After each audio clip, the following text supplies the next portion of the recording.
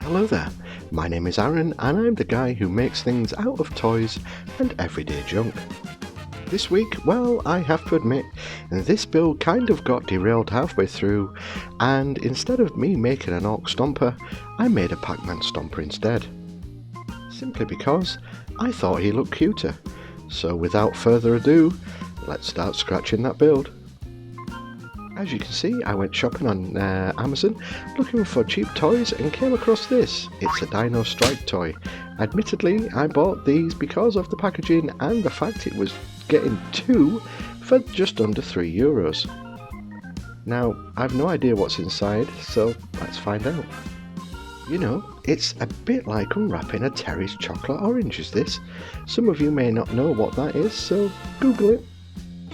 I can see the appeal for the kids unwrapping these to find merely disappointment under the wrappers. Hang on, let's tip them out, and this is what we have. Now, it looks like some kind of dinosaur with parts to make it tooled up killing machine, toting a high caliber weapon. Weren't dinosaurs already high class weapons of killing machines without toting machine guns? Anyway, this is the actual part that I want, which is the outside of the toy. I just need to try and get it back into there. There we go. Oh, damn it. I've glued all the segments together with super glue and baking soda as reinforcement. My first thought is it's a sphere and it's going to be difficult sticking armor plates to this. But you don't learn if you don't try, so I turned my attention to Buzz Lightyear. You've served the world well, my friend, with your billion-dollar movie and toy franchise, but I'm going to need your feet. And it would appear Buzz is kind of fond of his feet, and he put up quite a fight. He wasn't letting go of those feet, so I had to resort to drastic action.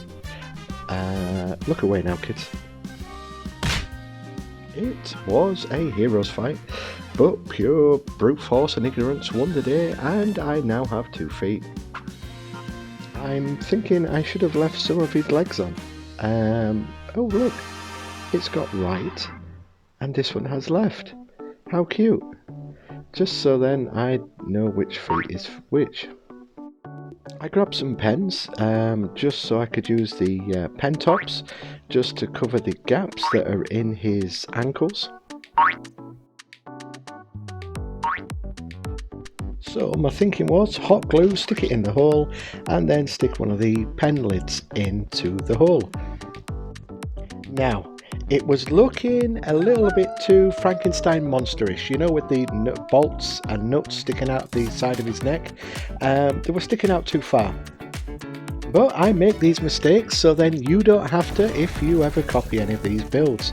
So I'm going to show you the process of me trying to then patch up this bit, but then I just pull it all apart and change it to something completely different. My thinking was beads will save the day, and if I stuck a bead on, then it wouldn't look too massive like it does now. Let's change subject. This is 2mm styrene. I bought black because it's far sexier and far cheaper than white. Go figure. I thought I'd move on and cut some little strips off and make them into some pointy things for the edges of the boots. There you go, look, a little strip there that I'm going to chop down. But again, I underestimated the size of the boot compared to the pointy little bit that I was making and made them too small. Small little pointy bits being stuck onto the edge of the boot. I put some pointy stick into a tea light just so I could heat up to make some holes in the shoe to look like battle damage. Now, I bought the black styrene because I didn't think I had any grey styrene left, but look what I found in my little cupboard. some bits and pieces of styrene. So I'm going to use this, even though it's on a grey background, to make lots of tiny little panels that I'm going to individually stick to the sphere, hopefully. I already planted one, and now I'm going to struggle putting the rest on. It turns out it wasn't as difficult as I thought it would be. All I had to do was just bend the styrene a little bit, and it moulded nicely to the sphere. That's a little dramatic shot of what I'm doing to each individual bit of styrene. I'm just nibbling away at the edges just to make it look worn. And because you probably want to know the process, I'll show you.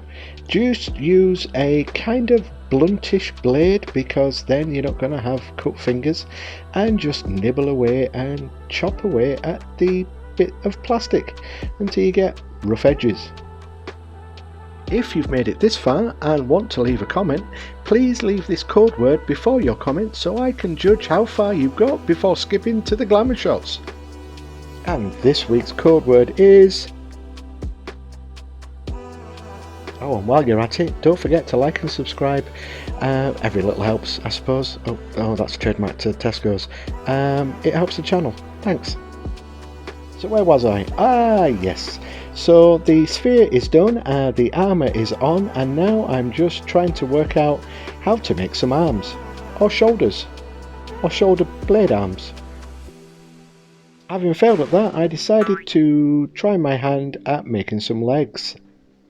I could have pulled Buzz out of the bin and used some of his legs, but decided to do some scratch building and use these tubes, and that will fit nicely actually. Nice one. So I just need another one now. At this point of the build, this was still going to be an Ork Stompa, so I needed some rivets to go all the way around the edges of his leg. And yes, I have raided the other half's makeup box, and yes, that is the other half's tool that she uses for whatever she does on her nails. With one leg bejazzled, it was time to stick it onto the body, and there it is. It's stuck straight on, no problem. Which gets me thinking, how many people think this leg is going to fall off right now? Well, spoiler alert, it doesn't. It actually fell off when I turned the camera off. And the eagle-eyed viewers will notice that his ankles now have changed to nuts. I found some nuts in one of my drawers, so I just changed them over. In keeping with being an Ork Stompa, I decided to use this bit of fidget toy for his other leg, which I could position any way I wanted, which was, you know, kind of cool on my part, because I thought outside the box. Still thinking this was going to be an Ork Stompa. He's going to need a big gun, so his left arm is going to be a big gun. Big guns need air holes, so I just drilled in some holes into the plastic tubing. Quick I realised because it was a sphere it wouldn't sit properly, so I'm going to need some of these pokey sticks to act as little guides that will stick into the actual sphere itself, and therefore it will stick better and won't fall off the figure. Squeaky bum time, because I was drilling holes into the main body of the sphere, but all went well, no problems here. And then it was just a matter of test fitting to see if I'd got the measurements right. And yes, I did. So there is the start of his weapon. Using some more of the fidget toy, I just marked out where I wanted his right arm to go. I sniffed around the other half's makeup box and came across these beads, and thought I'd use these. You know, she's not using them, so I might as well use them. She'll never know there's that many. You know, this build won't take many beads. So it turns out there was an awful lot of beads needed for this build. So what I'll do is, once I've finished, I'll tuck it right down the bottom of the makeup bag, and when she finds out, probably in 6 months time, I'll have forgotten by then, so I can just deny it without lying, because I won't have a clue what she's talking about. Now this was the turning point. I tried various different tops to make the Stompa's head, and didn't like any of the versions that I was doing, and started to realise that maybe this was going to be a Pacman Stompa. I needed a cannon for the front bit, so just used a bit of offcut from I think it was a pen that I just cut down. A couple of screw top lids for juice drinks is going to be the start of what I'm going to use for my gun. That I decided is going to be the ammo box, so I'm just going to bejazzle that up. I need some barrels to go inside the tube, so this is the innards of a squeezy bottle. I sanded it down and then I just chopped it into equal lengths. And then the process was just sticking them inside the tube. There was a hole in the back of the tube, so I just used some bits and pieces from my greeblies just to plug the hole. I felt the shooter needed a sight, so this is, I think it's a pair of small little handcuffs, obviously for mice. When they're naughty they get handcuffed. I'm just going to chop it down and use one end and stick it to the rifle. Once the big gun was done, it was just a matter of gluing it to the Stompa, or the Pacman Stompa. Now I felt the cannon that was at the front of the Pacman Stompa was lacking, so I just chopped down some more greeblies and stuck that into the front end of the cannon. One of his legs was wobbly, so I needed to rectify that. I rummaged around in my junk box and found this wheel, so I'm just going to chop down this wheel and then stick it either side of his leg, and that should stop the wobble. Look who bought himself some new beads. These are those metal shiny kind. And I used those metal shiny kind beads just to touch up around the legs and the feet. And this is the point where I abandoned it being a Warhammer 40k Ork Stompa and it became a Pacman Stompa, so I gave him eyes. Attaching not so random bits of plastic and beads together to make another arm.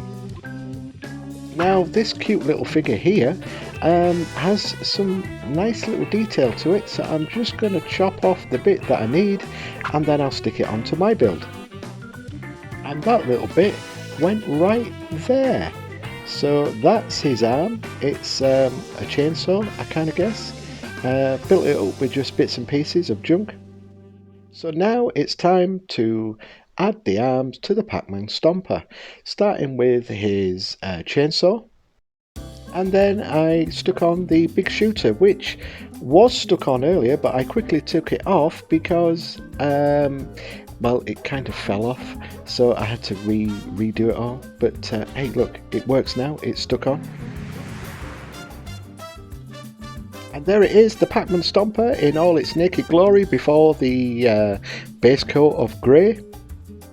And so while the Pacman Stompa is drying, I thought it'd be fun to make a little base for him, so I'm going to make a ghost.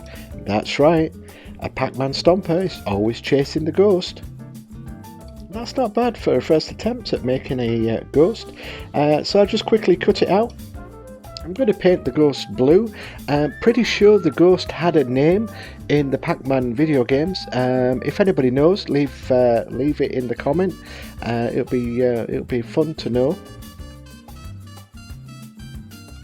Now, any subscriber of this channel will know I'm not a fan of bright colours and like to just stick with my usual greens, reds, blues, greys.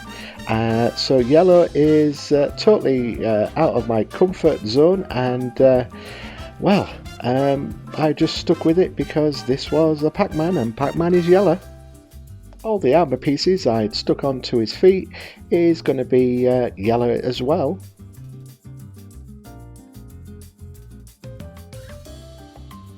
Okay, that yellow is too yellow, so I'm going to hit it with some darker yellow, some ochre, ochre or ochre or whatever you want to call it. After everything had dried, I then went in with black to do his eyes. And let's not forget his smiley face, or his lips, whichever you want to call it. I decided his shooter needed to be red because it was big, it was bold and it was brash. And plus I still had red paint on my paintbrush, so yeah, red. For his right arm it was just a simple black, then just waited for that to dry and then highlighted it with some silver metallic and then just went back in and just did some detailing with different colours. It took some time, but I went in and did each individual rivet with a little bit of metallic silver, and I also did some of the edging with some silver as well, just to bring out some of the edges with the dinks and nicks. And because this was still in the Warhammer 40k Ork universe, I did the black and white checkers. You can gasp and marvel at my painting ingenuity. Look at the skill involved. Let's just take a moment just to watch this. Pure poetry in motion.